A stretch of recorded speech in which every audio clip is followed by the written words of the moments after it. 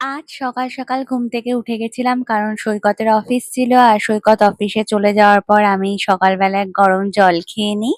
তারপরে হরলিক্স খাই, তারপরে গেছিলাম ঠাকুরের ফুল আনতে। ফিরে সৈকতের একটা পার্সেল আসে আর পার্সেলটা খুলে দেখি ও একটা অফিসে পরার জন্য লোফার্স অর্ডার করেছিল, সেটাই এসেছে, বেশ ভালো।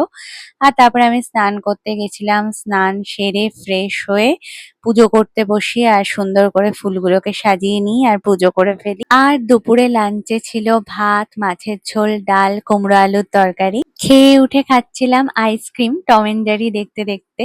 টিভিতে সেরকম কিছু দেখার থাকে না, তাই বসে বসে কার্টুনই দেখছিলাম। ঘরে খুব সুন্দর রোদ আসছিল, তাই দাঁড়িয়ে আমি একটু ঝটপট ছোট্ট একটা ভিডিও করে নিই। তারপরে সন্ধ্যের চা বানাই আর মাসির সাথে বকবক করতে করতে আমি চা খাচ্ছিলাম। এইভাবে আমার সন্ধ্যেটা কেটে গেছে। আর তারপরে সৈকত নিয়ে এসেছিল বেক ইন্ডিয়া থেকে চিকেন 65, আর ব্যাস এভাবেই কাটলো আমার আজকের দিনটা। চলো আজকের মতো টাটা।